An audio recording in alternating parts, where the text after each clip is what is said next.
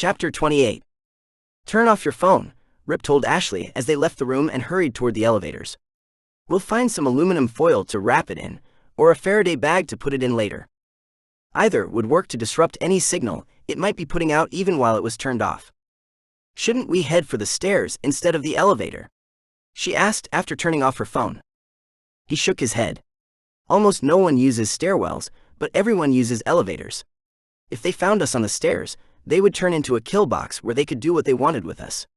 However, with the elevators, to do anything, they would need to risk causing a scene. In situations where you're in a public place like this, it is actually safer to use the elevator. Unless they don't care about collateral damage, and then both options suck. How do you think they found us in the first place? We've moved around a couple of times since we arrived here. Do you think it was my phone? He shook his head. I doubt it, but the possibility is there. I'm not sure how they found us, but they are military, so I'm sure they have plenty of resources for that sort of thing. The elevator dinged, and they entered the empty car. Nothing happened. A couple of people joined them on the next floor, and then a few more as they continued down to the lobby. As soon as they entered the lobby, Rip dragged Ashley away from the group that was heading towards the entrance. They did not want to go out through the main entrance. The kitchen or supply loading dock could work, but would also be somewhat expected if they were expected at all. The best option was to use an exit that only the hotel workers knew about, or, barring that, find a small room in a back corner and stay there for a few hours. No one in their right mind would believe they had chosen to simply stay hidden the entire time. Of course, as soon as those bombs exploded, it would be time for them to leave. The police would descend on the hotel in a swarm at that point, and sweep every room. Honestly, Rip would prefer to simply escape right then, but the problem with that was being memorable. Asking about an exit only they knew about was something out of the ordinary. If a soldier came by asking questions, then that person would remember Ashley and his faces. Not to mention when the bombs went off, and the police started asking their own questions. No, for the moment at least, finding a room near a back exit was definitely the best choice as far as he could determine. Then, after they made their escape, they could pick up their new identities and leave the area. Maybe sightsee for a day or two, or just head to the regional airport and wait for Amir Shah to arrive. Both plans worked. Finding a room to the side of the kitchen that was also in between it and the supply dock was actually fairly easy. It was part of the area where the hotel had placed all the offices for their staff. All they needed to do was choose a room with no one inside and then break in. Now that they had several lock-picking kits, it was a simple matter for Rip to unlock the door of their chosen office. The hardest part of finding a good room to hide in wasn't in getting one that was empty. There were plenty of those at the current hour. It was actually in finding a spot that wasn't covered by cameras, which he found odd. Usually, the staff areas weren't covered as closely by security cameras as the rest of the hotel. Regardless, after they were inside, it was a simple matter of locking the door and placing a shirt on the floor to cover the gap at the bottom of the door. That way, the light couldn't be seen in the hallway.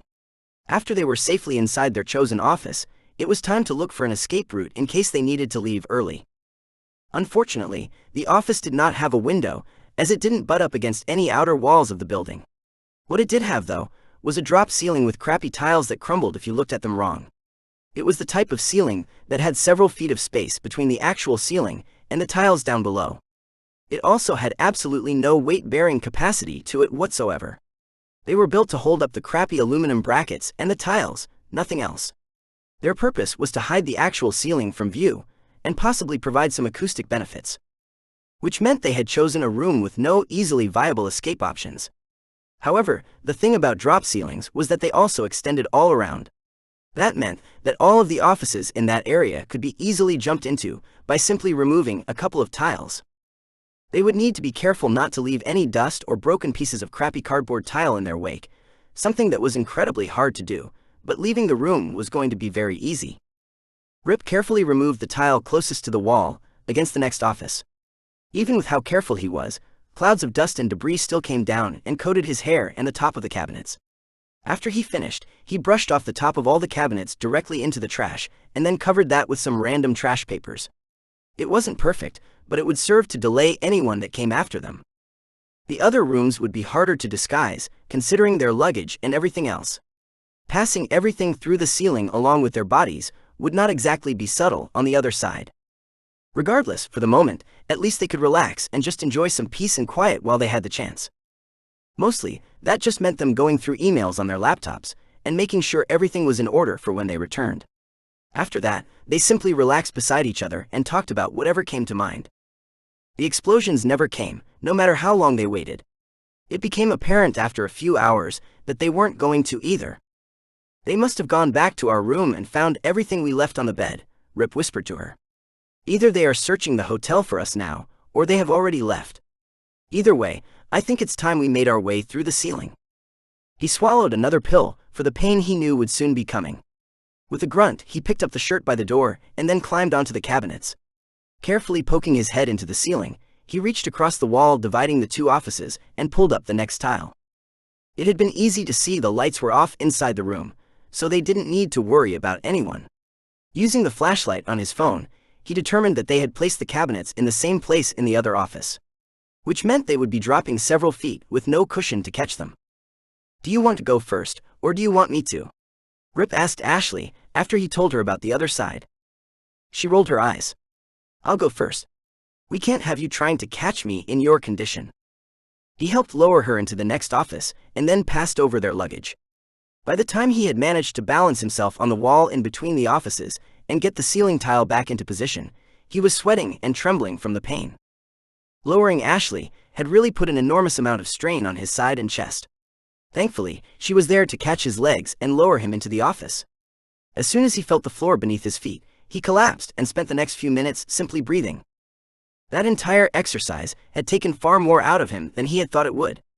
There was no way they would be able to keep going through the ceiling like that with him in his current condition. Luckily for him, there was no need to either. While the other office hadn't possessed a window, this one did. A few minutes later, after replacing the ceiling tile and cleaning up their mess, they were outside the hotel. From there, it was a simple matter of waving down a passing tuk-tuk and then they were gone. Hopefully, without being noticed. Now they just needed to retrieve their new documents and leave the city. Chapter 29. Rip stared at the mess of documents, impressed despite himself. He had known what the package included, and yet seeing it in person really drove home how capable these people were. They had just delivered them both fully realized new lives in an envelope. It had everything someone might need: a social security card, birth certificate, license, passport, and even a bank account. There were even records to go along with everything to create a minor legend that they would need to memorize. He had no idea how they had managed something of this level, and frankly, he didn't care. It wasn't his place to know. They had done their job, and they had done it beautifully. Well, outside of his name. He was having some regrets about the name, but that was on him for selecting it, not them. Thomas More had seemed like a decent name originally, but now he wasn't so sure. Did he even look like a Thomas? Ashley seemed to be having an equally hard time with her name, at least. In the end, he agreed that they both probably should have put some more thought into selecting their names. At least, Hannah Williams wasn't a terrible name. As soon as they received their new identities, they started practicing calling each other by their new names. They needed to get used to responding to them before they ever met with Amir Shah. While they were doing that, they were slowly making their way outside of the city. They had switched from tuk-tuks to the city buses, all the while keeping an eye out for anyone following them. Rip and Ashley continued to swap buses as needed as they kept heading towards their destination. Thankfully, despite the late hour, they were able to keep traveling, as most things kept operating late into the night. They would have loved to say their precautions were enough to throw off any pursuers. And for a normal person, that might have been the case. However, they had no idea how the Arabian military squad had found them the first time around. Without that information, they couldn't know what they had done wrong originally, if anything. Without that knowledge, there was no telling if what they were doing was effective in the slightest.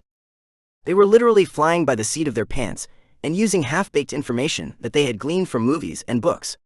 Most of what Rip knew in regard to avoiding surveillance was severely outdated and no longer useful.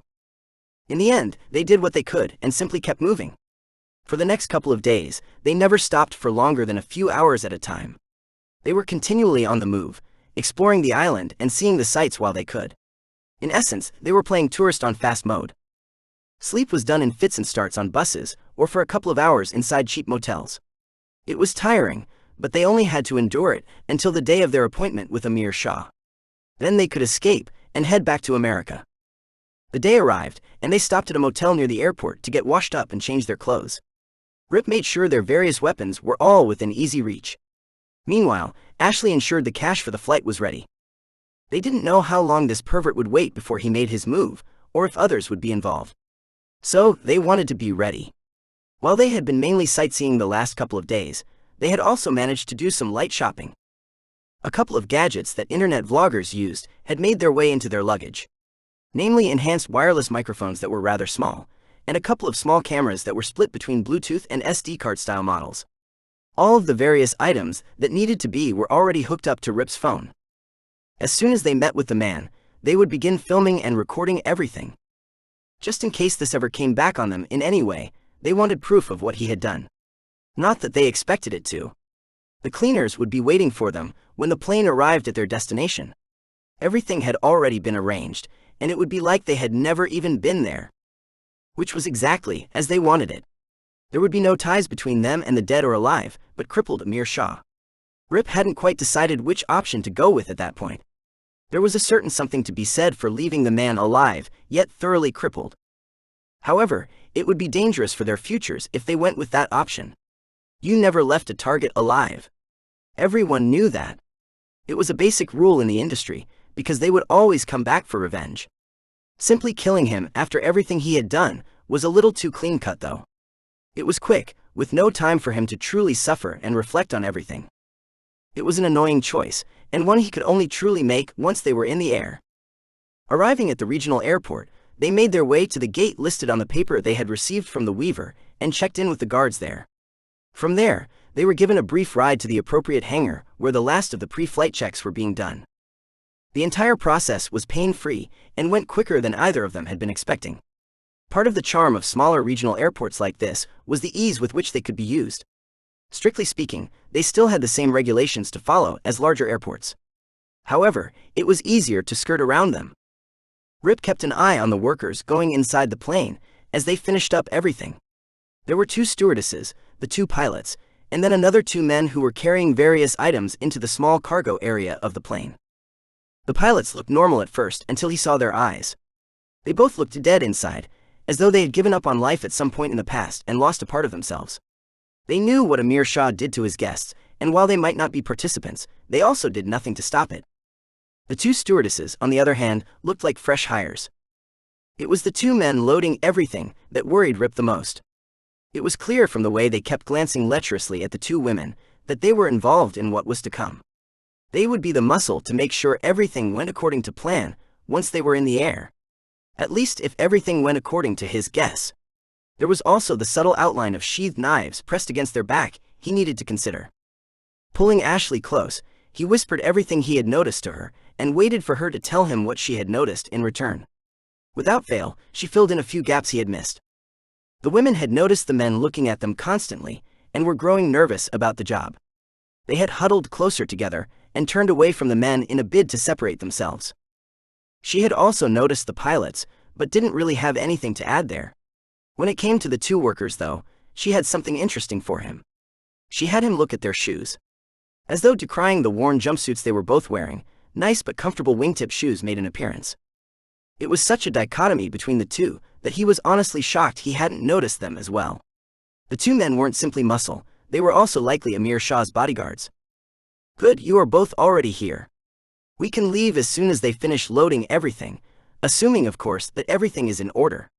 A man they assumed was Amir Shah said with a raised brow as he held out a hand expectantly. He had a polished voice that held traces of a British accent in its undertones. The man had a head of full dark hair and a neatly trimmed beard. The suit he was wearing had been tailored to his figure and showed off a body that was clearly well taken care of. This was a good-looking man who could have had his choice of partners, even without his obvious wealth. When you took that into account and how he still decided to live his life in this way, it painted a very clear picture of the man's personality. He was someone who craved control, and was a man with very clear, if usually buried, sadist tendencies. In other words, he was a textbook case with nothing special about him. Ashley reached into her purse and pulled out the 2 stacks of money, and handed it to the man without a second thought. Here you are. Just as we were told to do. We really appreciate you letting us come along like this. Amir pocketed the money without counting it, and motioned them toward the waiting plane. Shall we get situated? We might as well get comfortable now, and there is air conditioning inside at least. Might as well, Rip said, taking a step toward the waiting craft. He discreetly made sure that his phone, along with everything else, was recording as he did so. It'll be a long flight, and we can start getting to know each other. I am actually curious about something. I know we were told that you were mainly looking for conversation partners, but surely that can't be the only reason for doing something like this. Someone with your obvious wealth must be busy. I would think there is business you need to take care of, even while traveling.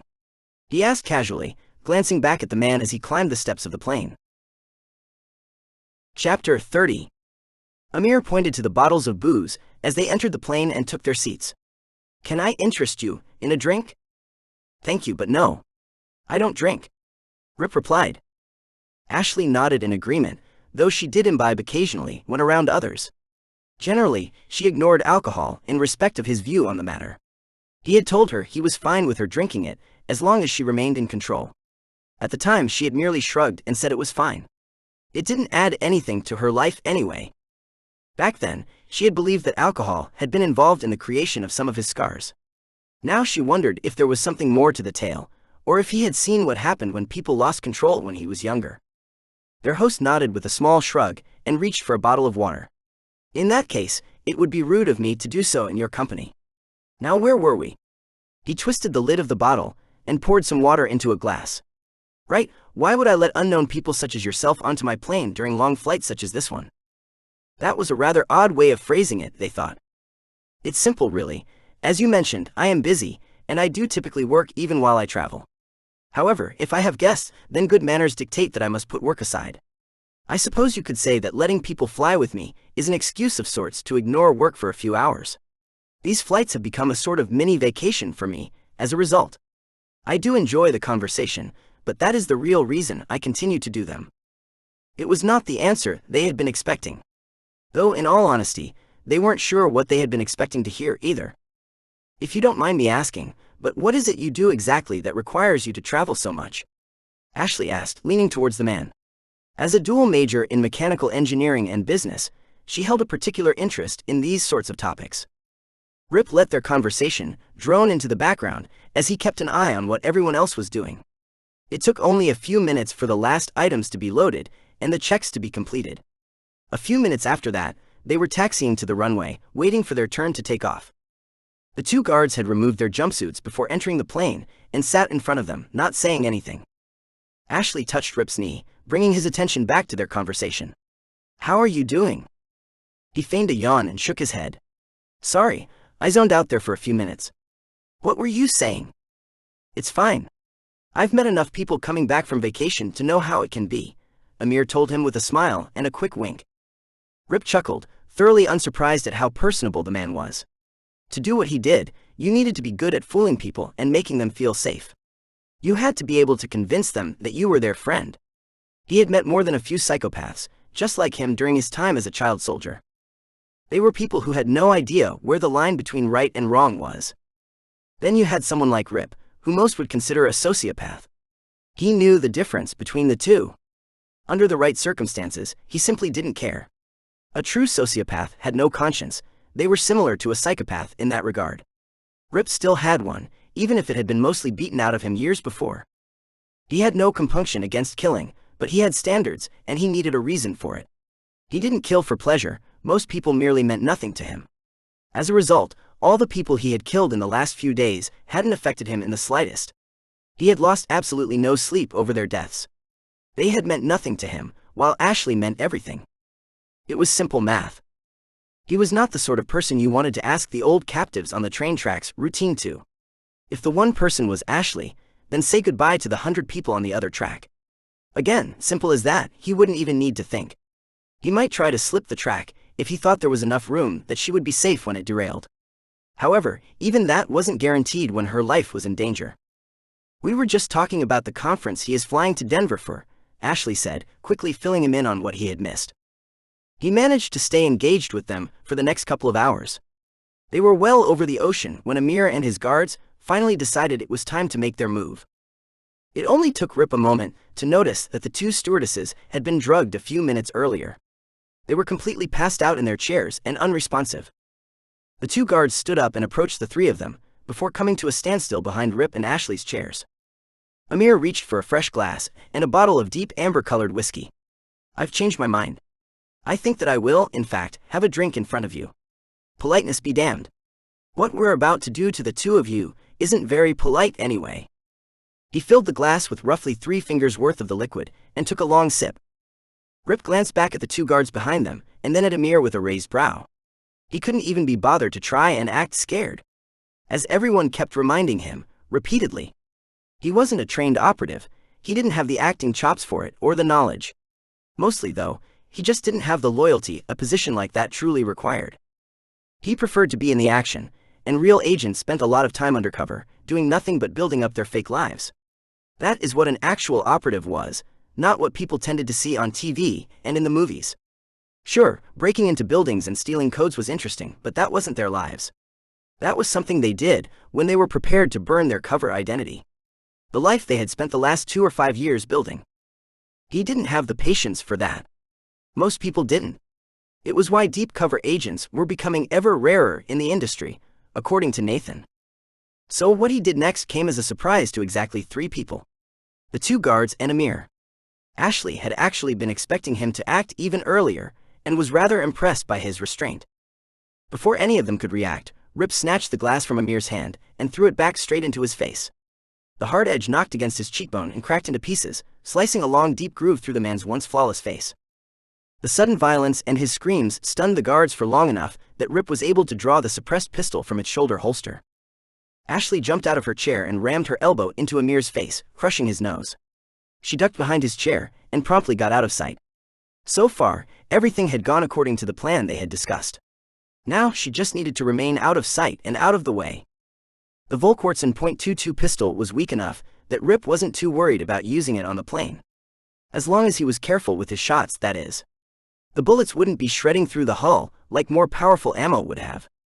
Standing up with a spin, he aimed and fired at the first of the guards. The twisting motion pulled at his sore and bruised chest. Thankfully, the last few days of travel and rest had helped heal some of the damage. It was by no means back to normal, but it had settled down enough that it only really bothered him at the end of the day now.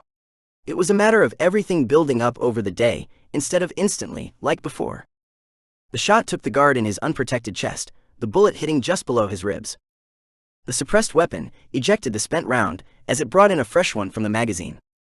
Rip twitched his hand to the side, adjusting his aim, and pulled the trigger again.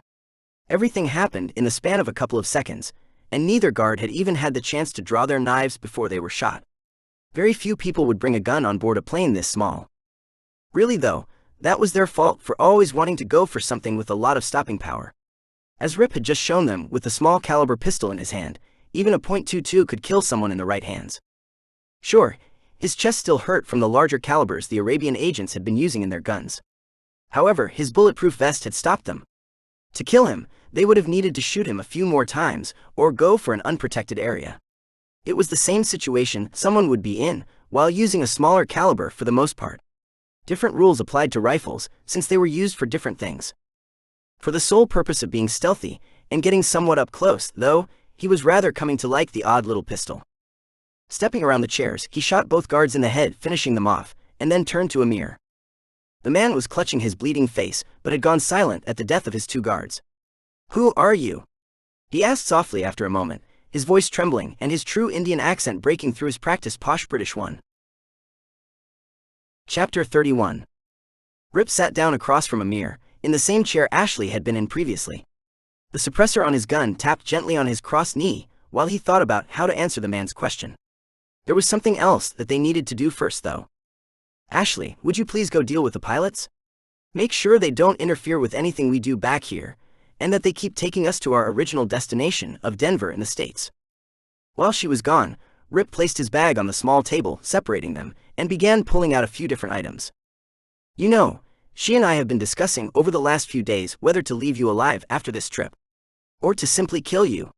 Arguments can be made for both sides and have in this case. On the one hand, if we let you live, then you get to live in agony, hopefully, but not likely regretting the actions that led you to this point. Wherein if I simply kill you, you only get to suffer for the remainder of the flight, and then slip into the sweet embrace of death." He looked Amir in the eye. "There is also the concern that if I let you live, you would someday come after us. Needless to say, I am rather a fan of nipping potential problems in the bud when possible. It's the smarter choice. I wouldn't. No, never, I promise. If you let me live. Rip cut the man's pleading whimpers off with a glare. As if I would believe any promise a person gives under duress. Those are the most worthless sorts of promises there are.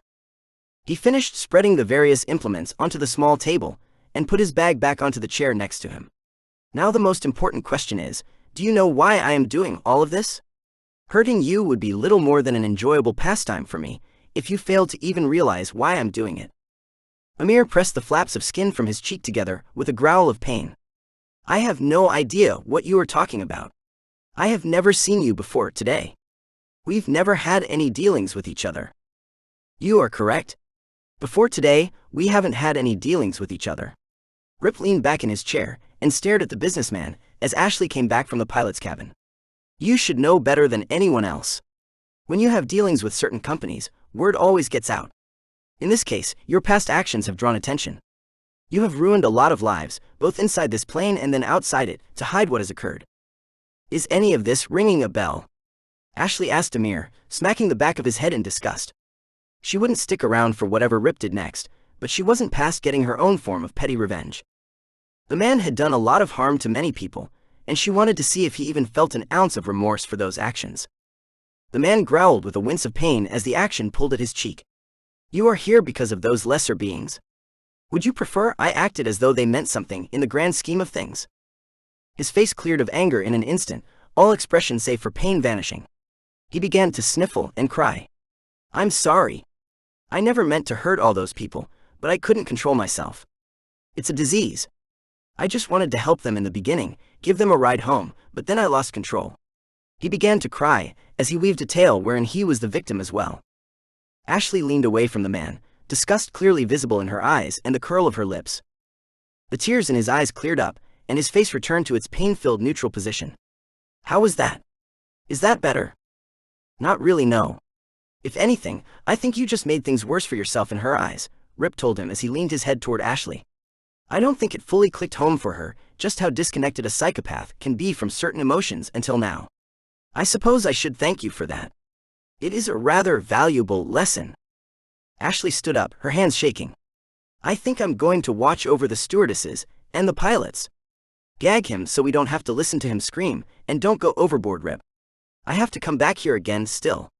I really don't want to see something that makes me afraid to touch you. She finished quietly as she walked away. Rip frowned as he looked at the items on the table, and then at the man in front of them.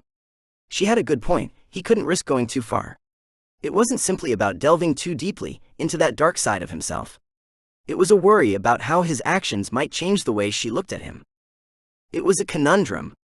He had gotten incredibly lucky so far, in that she seemed fine with the actions he had taken up to that point. However, that didn't mean there wasn't a limit.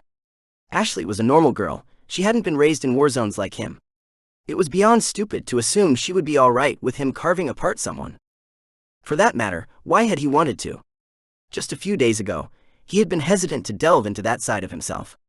Now here he was, trying to dive headfirst back into it. He wasn't sure if it was the actions of the Arabian military squad, or Amir's alone. But at some point, he had become unsettled enough that thoughts of crossing that line had crept in without him even noticing. There were all sorts of fun implements on the small table.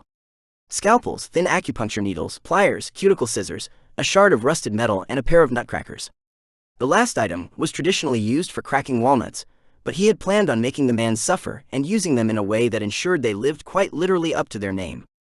First, he would crack the nuts, then do everything else to the man to ensure his suffering. In the end, if they decided to let him live, he would become a eunuch. Scalpels were useful like that, and there was plenty of alcohol on board to disinfect the area afterward. He had an entire rather over-the-top plan that he was now questioning.